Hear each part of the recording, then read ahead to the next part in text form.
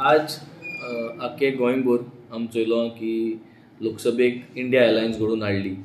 आनी आतां तीच इंडिया अलायन्स गोंय साल्वा करपाक एक गोवा अलायन्स म्हूण आमी सगळे पार्टीनी एकठांय जावन चिंतले.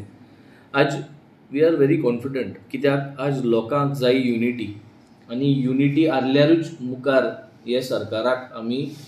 एकठांय जावन फायट करपाक जाता आनी एकठांय युनायटेड रावन हे सरकाराक आमी देंवोवपाकूय जाता. सो आज मुगे मागणी